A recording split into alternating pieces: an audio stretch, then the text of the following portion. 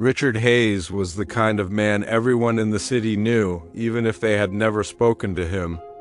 His name was on the glass towers that gleamed in the skyline, on the hospitals he had donated to, and on the charity galas where his smile was always caught by flashing cameras. He was in every way the picture of success, a self-made millionaire who had risen from nothing and built an empire that seemed untouchable. But no life, no matter how polished, is ever as solid as it looks from the outside. That morning began like any other. Richard woke up in his penthouse apartment overlooking the city. The marble floors were cold beneath his bare feet as he walked toward the massive windows, sipping his black coffee. He should have felt powerful, untouchable. Instead, there was an unease in his chest he couldn't explain. His phone buzzed. The first message was from his lawyer. "We need to talk immediately." Then his assistant. "Sir, the markets have crashed overnight." Then his banker. "Richard, there's been a problem with the accounts. Call me back right now." Within an hour, Richard's World One, built over decades of sleepless nights and ruthless decisions, began to crumble. Investors pulled out. Stocks nosedived. A partner he had once trusted was suddenly unreachable, and when Richard tried to transfer funds, he realized the accounts were frozen. It felt like watching a sandcastle being swallowed by waves. Everything he had built was dissolving in front of his eyes, and he couldn't stop it. By noon, news channels were already reporting it. Hayes Corporation faces bankruptcy. His phone wouldn't stop ringing. Board members, journalists, angry shareholders, each call was another nail in the coffin. And yet, through all the chaos, what hurt the most wasn't the money. It wasn't even the empire he was losing. It was the photo on his desk, his son, David. David had died 2 years ago in a tragic car accident. Richard had been driving that night. He told himself it wasn't his fault another driver had swerved into their lane, but guilt was a silent companion that never left. He had buried his son, but he couldn't bury the weight inside his chest. Now, as he sat in his office, surrounded by empty calls and broken promises, he whispered to the photo frame, "I'm sorry, David. I lost it all. Maybe I deserve this." By the time evening fell, Richard was no longer a millionaire. The towers with his name would soon belong to someone else. The penthouse wouldn't be his for much longer. He left the office for the last time with nothing but a coat on his shoulders and a storm raging inside his heart. On the streets of the city he once ruled, Richard walked unnoticed. Just another man among millions, no longer a figure of wealth and power. The irony stung. He had once donated millions to help the poor, but tonight he had no money for dinner. And that was when he heard a small, trembling voice. "Sir, do you cry from hunger too?" Richard turned. A boy, no older than 10, stood barefoot under the flickering streetlight, holding out an empty tin can. His eyes were hollow, his face thin from days of hunger. For the first time in years, Richard didn't know what to say. The bench of two worlds. The millionaire returned to the same bench the next evening. He hadn't planned it, but something inside him pulled him back. Maybe it was the way the boy's eyes had looked, not empty, not just hungry, but searching for something deeper. He carried with him a small bag from a bakery, though he wasn't sure if the boy would show up again. And then just as the sun began to set, he saw him. The boy was there, sitting quietly, hugging his knees as though he had been waiting all along. The millionaire approached slowly and sat beside him. "You came back?" the boy said softly, his voice carrying both surprise and hope. "I did," the man replied, placing the bag on the bench. "I wasn't sure you'd be here." "I don't have anywhere else to go," the boy whispered, his eyes on the ground. The millionaire pushed the bag toward him. "There's food inside. Eat." The boy hesitated, then opened the bag. The smell of fresh bread filled the air, and his stomach growled loudly. He looked embarrassed, but the man simply nodded, urging him on. The boy tore into the bread with small, desperate bites. As he ate, the man studied him closely. His clothes were torn, his shoes mismatched. Dirt clung to his skin, but beneath it all was a child with delicate features. A child who had once been cared for, perhaps even loved. Between bites, the boy spoke. "Why are you helping me? People usually just walk past." The man stared ahead, his throat tightening. "Because I know what hunger feels like. Not for food, but for something you've lost and can't get back." The boy looked at him curiously. "What did you lose?" The man swallowed hard, his voice lowering. "My son." Silence hung heavy between them. The boy stopped chewing. His small hand gripped the bread tighter, and he looked at the man not with pity, not with judgment, but with a quiet understanding. "I'm sorry," the boy whispered. The man forced a smile. "So am I?" The boy went back to eating, and the millionaire sat quietly, his mind filled with the face of his son, the same age this boy must have been when tragedy struck. And for the first time in years, as the boy finished the bread and leaned against him, the man felt a flicker of something he thought was gone forever. Not just grief, but hope, the boy's truth. The millionaire sat still on the bench, the boy's head leaning lightly against his arm. For a long while, neither spoke. The air was cool, the street lamps flickered on, and the world around them seemed distant, like it didn't belong to either of them. Finally, the boy broke the silence. "My name is Ayan," he said softly. The man turned to him. "Ayan," he repeated, tasting the name. "That's a strong name." The boy shrugged. "Maybe, but names don't mean much when you're nobody." The man frowned. "You're not nobody." Ayan hugged his knees tighter. "I used to live in a small house. It wasn't perfect, but it was home. My mom, she got sick, and one day she just didn't wake up. After that, everything broke. My dad left. He said he'd come back, but he never did." The boy's voice cracked. He tried to keep his face turned away, but the man could see the tears gathering in his eyes. "I lived with my uncle for a while, but he didn't want me there. He said I was a burden, so I left. And now this bench is the only place that doesn't throw me away." The millionaire's chest ached with each word. Every detail cut him deeper because it echoed pieces of his own story, his son, his regrets, the choices he couldn't undo. He placed a trembling hand on the boy's shoulder. "Ayan, you're not a burden. You're just a child. You deserve a home. You deserve love." The boy finally looked at him then.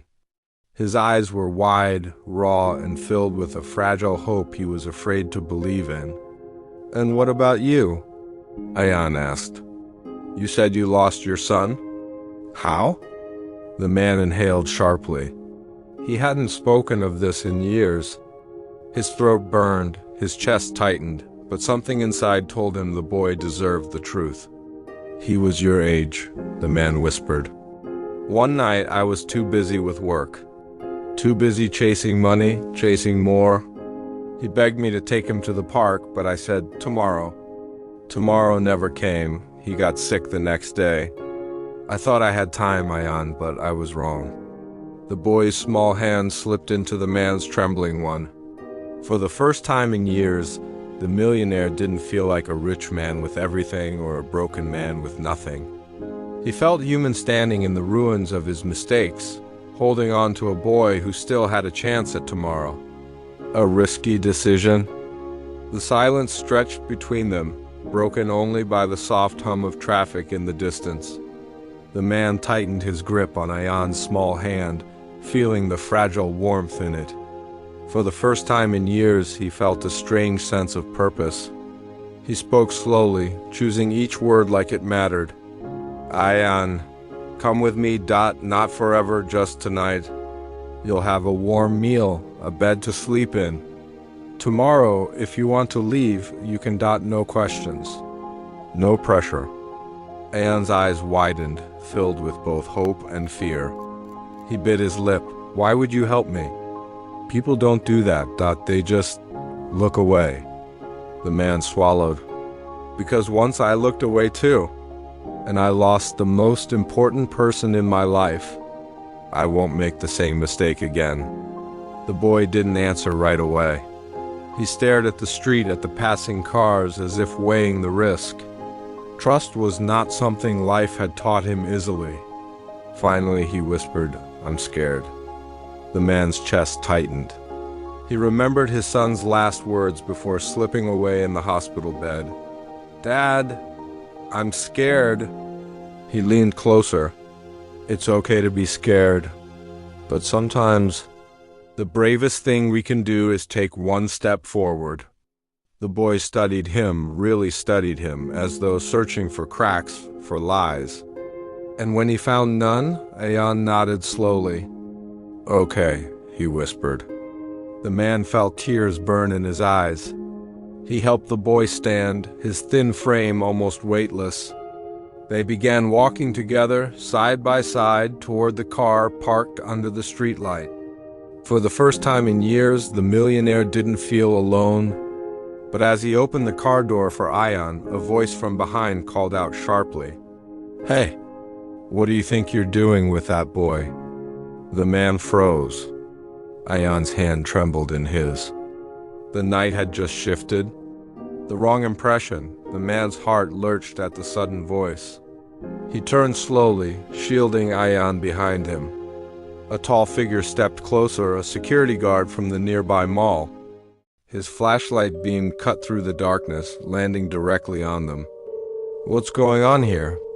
The guard demanded, suspicion thick in his tone. Why is this boy with you? The man raised his hand slightly, keeping his voice calm. Listen, I'm just trying to help him. He has nowhere to go. He was out here alone. The guard narrowed his eyes. That's what they all say. His hand moved to the walkie-talkie at his belt. I should call the police. Ayan stiffened, clutching the man's coat sleeve in fear. No. Please, he whispered desperately. Don't let them take me. They'll just send me back there. The man glanced down at him, then back at the guard. He could see how this looked an older, wealthy stranger taking a child into his car in the middle of the night. It screamed danger to anyone who didn't know the truth. Please, the man said firmly, his voice breaking. I lost my son years ago. I know what it feels like to fail a child. I won't fail this one. The guard hesitated, his flashlight wavered. The boy's frightened eyes told their own story hollow, tired and pleading. For a long moment, it was a standoff. Then the guard lowered his light just a fraction. You've got 5 minutes, he muttered. But if I see anything wrong, I'm calling the cops. The man nodded gratefully, swallowing the lump in his throat. He guided Ayan gently into the car. As the door closed, Ayan whispered, Why did you protect me? You could have walked away. The man started the engine, his hands trembling. Because someone once walked away from me, and it cost me everything. They drove off into the night, two broken souls heading toward an uncertain future. But for the first time, hope flickered between them. The empty mansion. The car rolled to a stop. Ayan pressed his face against the window, staring in awe. Before him stood a massive iron gate, taller than any building he had ever seen. Beyond it, faint lights shimmered an enormous house, almost like a palace, with glass walls that reflected the moonlight. Is this where you live? Ayan whispered. The man hesitated before nodding. Yes, but it doesn't feel like home. Not anymore. He pressed a button.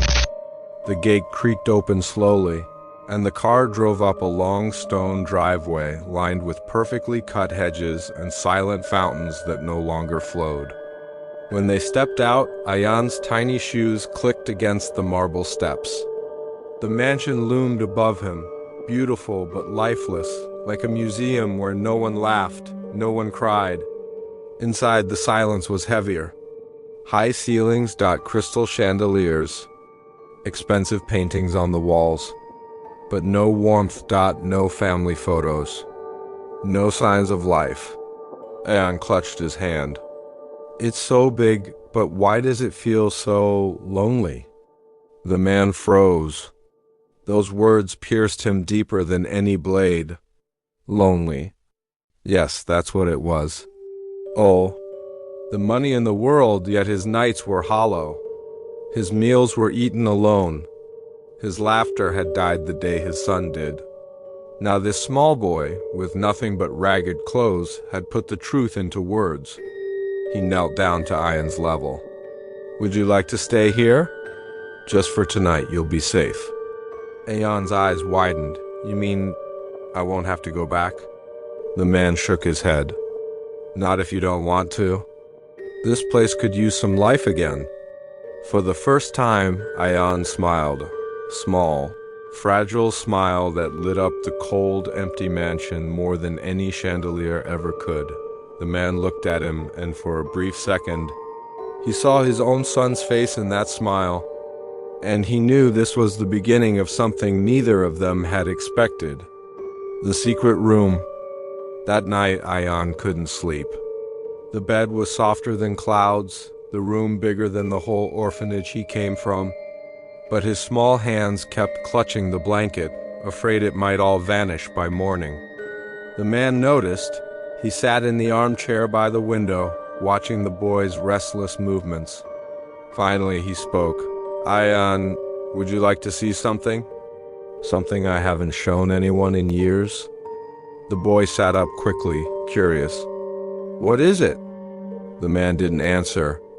He simply stood, picked up a small golden key from the table, and gestured for Ayan to follow. They walked down a long corridor, past endless closed doors, until they stopped at the very last one. The man's hand trembled as he slid the key in. Click. The door opened. Inside was not a grand room, but a small, dimly lit one. On the walls were photographs, hundreds of them, a little boy's drawings, a wooden toy car, a pair of worn sneakers on a shelf. Ayan's eyes widened.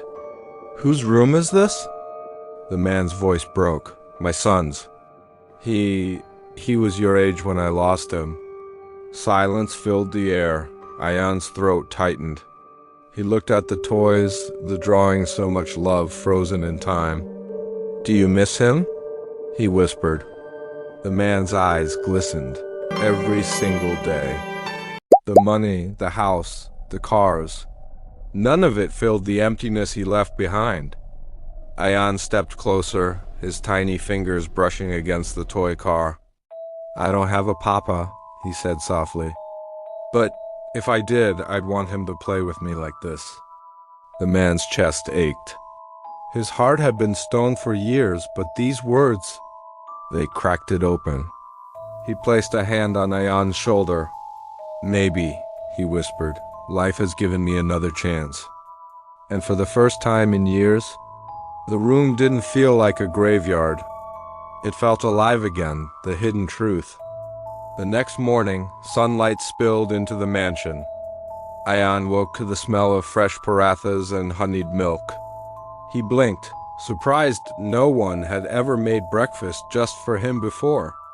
The millionaire sat at the table, reading the newspaper. But his eyes weren't really on the paper, his mind was elsewhere. Last night, showing Ayan that hidden room had opened wounds he had buried deep. As Ayan ate, he finally spoke. Sir, what happened to your son? The man froze. His fingers tightened on the edge of the newspaper. No one had dared to ask him that question in years. Slowly, he folded the paper and set it aside. His voice dropped, heavy like thunder. My boy didn't die in an accident. He was taken from me. Ayan's spoon clinked against the glass. Taken? The man nodded, his jaw tightening. Yes, my own family betrayed me, my brother. The one I trusted most. He wanted my wealth, my empire. And to destroy me, he ripped away the only thing I loved. Ayan's heart raced. He remembered his own orphanage, how cruel people could be for money. The man's eyes burned with unshed tears. They told me my son drowned. But I know that was a lie. His body was never found. My brother, he knows something. I've spent years searching, but I never found the truth. Ayan whispered, So, you're all alone? The man looked at him, really looked at him. Yes, alone in a palace built on betrayal. Silence filled the room.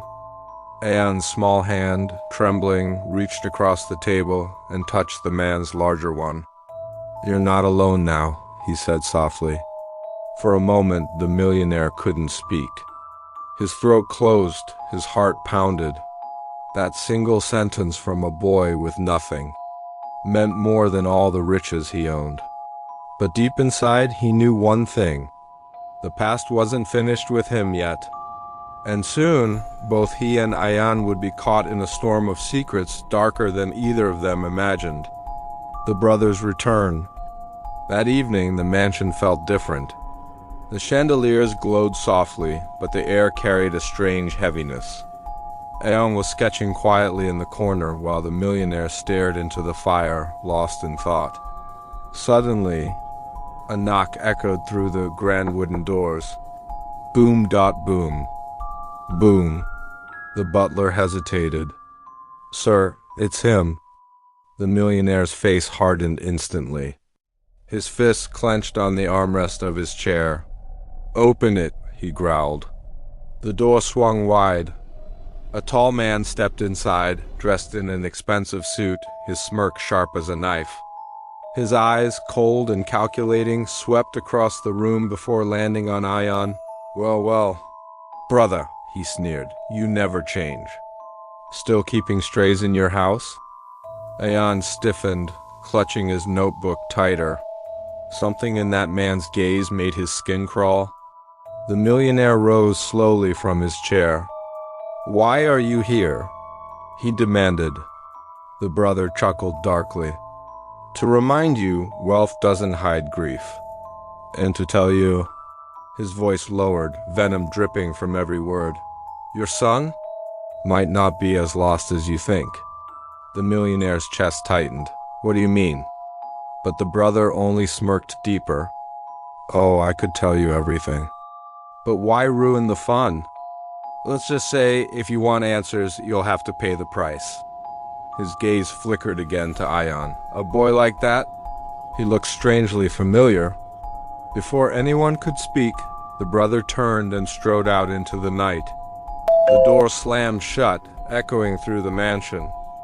Ayan's heart pounded. The millionaire stood frozen, pale, breathing hard. Could it be true? Was his son alive? And why did the brother look at Ayan like that? The air between them was heavy with unspoken questions. The storm had officially begun. The secret trail. The mansion was silent after the brother left. Too silent. Only the crackle of fire filled the heavy air. Ayan finally whispered, Sir, what did he mean? About your son? The millionaire's jaw tightened. His eyes, usually cold and unreadable, now carried a storm. I don't know, he muttered, but if he's playing games with my past, I'll end them. Ayan hesitated, then said bravely, Maybe we should follow him. See where he goes? The millionaire looked at him, surprised by the boy's boldness. Then, slowly, he nodded, You're right. Minutes later, they slipped out into the night.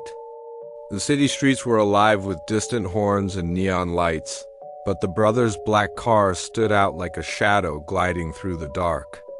They followed in silence. Every turn, every stoplight, the millionaire's grip on the wheel grew tighter.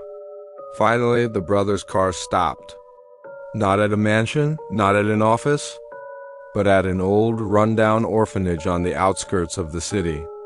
Ayan's eyes widened. Why would he come here? They watched as the brother got out, walked through the creaking iron gates, and disappeared inside. The building looked abandoned, yet faint light glowed through the cracks in the boarded windows. The millionaire's heart raced. This place, he whispered, I know it. My son and I once visited here. Years ago? Ayan shivered. Do you think he's hiding something about your son? Before the millionaire could answer, a sound pierced the night. Children's laughter. Soft, echoing. Coming from inside the supposedly abandoned orphanage. The millionaire's blood ran cold.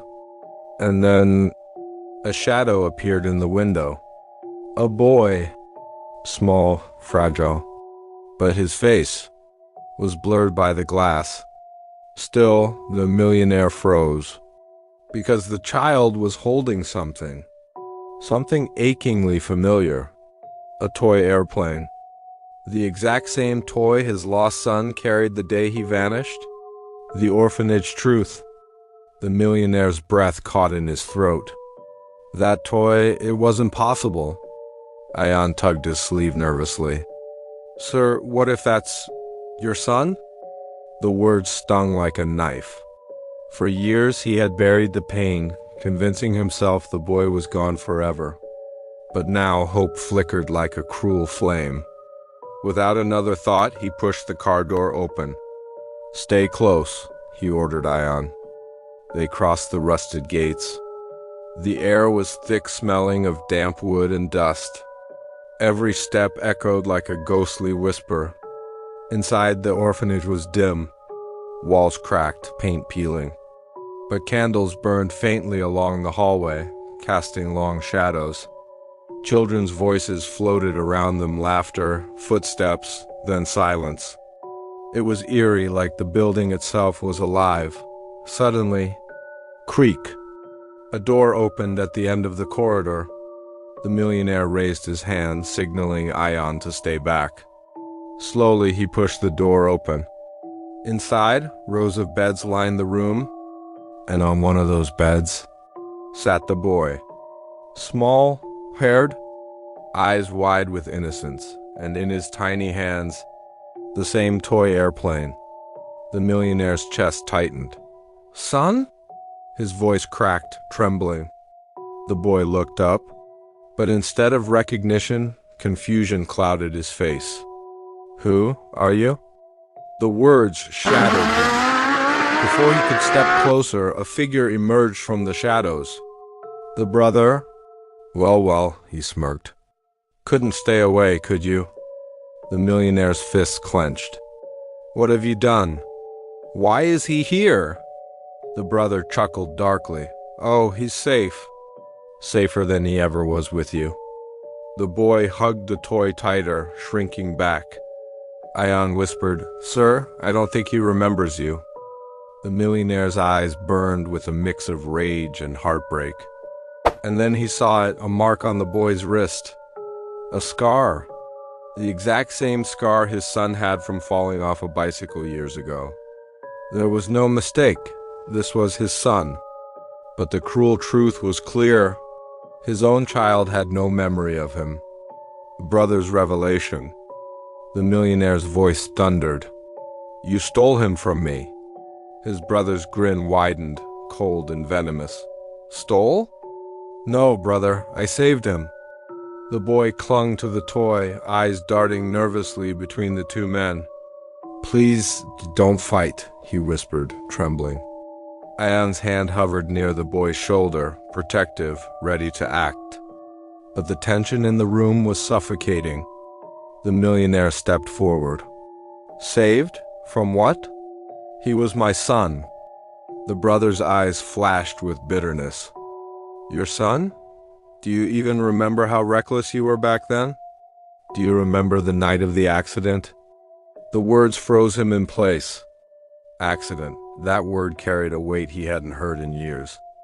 What are you talking about? He demanded. The brother sneered. You were drunk, brother. Drunk when you put him in that car. Do you remember how the car swerved? How you almost killed him? The millionaire's knees went weak. His chest tightened, the memories blurry, painful rushed back. The rain, the screech of tires, the boy crying in the back seat, the glass shattering. He had buried it. He had convinced himself it wasn't his fault. The brother's voice dripped with venom. You don't deserve him. I took him away that night. I raised him here, I kept him safe. While you drank yourself half to death in your mansion. The millionaire staggered back, his eyes wide with horror. No, that's not true. I tried to change. But the boy's voice broke through the tension. Is it true? He whispered, staring at the man. Were you the one who hurt me? The question stabbed deeper than any blade. The millionaire's lips trembled. Tears welled in his eyes. I never wanted to hurt you. I swear. The brother's laughter echoed through the orphanage. See? He doesn't even remember you. He doesn't need you. He's mine now. For a moment, silence consumed the room. The boy's small hands tightened around the toy airplane. His scarred wrist trembled. And then he stood. No, he whispered softly. I don't belong to either of you. Not until I know the truth. His words cut through both men like fire. Because now it wasn't just a fight for custody. It was a fight for the boy's soul. The final ending grain stopped. Silence filled the mansion. The poor girl's eyes red, swollen. The millionaire stood still, his breath shallow. Uneven, his brother glared. Unshaken. You saved him. The brother sneered coldly. But you can't Sabbath empire I built. He reached for documents, legal contracts, hidden betrayal. The girl stepped forward. No papers can hide what you've done here? She pointed to witnesses, loyal staff, security guards, all who had watched silently. I may be poor, she said firmly, trembling. But truth doesn't need a fortune to stand. The brother's smirk faded. The millionaire raised his head. His voice cracked. Get out. No. The guards moved. The brother resisted, shouting threats, but was dragged away. The echo of his voice faded into the storm outside. Silence returned again. This time, peaceful. The girl collapsed to knees. Tears streamed down freely. The millionaire knelt beside her. For the first time, his arrogant mask was gone. His hand trembled, reaching for hers gently. You saved my life. Not just my heart, but everything I ever was. She shook her head. I only did what any human should do. Money, power, status none matter. Life is precious. The millionaire closed his eyes. A single tear escaped. For years he had built walls of arrogance. But tonight, they crumbled. He whispered softly, from this moment on, I will live differently. Not as a king, but as a man. Days later, headlines exploded. Millionaire donates fortune. Secret brother exposed. But behind all noise, in quiet hospital rooms, he healed slowly, faithfully. The girl remained there, by his side always. Not for money, fame, but for the bond that had formed that night. Months passed. Seasons changed silently. One evening, standing together, the millionaire looked at her. I once thought wealth was my only power. But you taught me true power is kindness, the girl smiled softly. Her eyes glistened. Then don't waste it. Use your second chance to change lives. And he did. Hospitals built, schools funded, children saved from poverty. His empire turned into a legacy of compassion. But every night, When silence fell again, he remembered the girl, the poor soul what ought him to live, not as a millionaire, not as a man betrayed, but as someone reborn in the storm of truth. The mansion lights glowed. The world moved forward, and their story ended not in tragedy, but in redemption.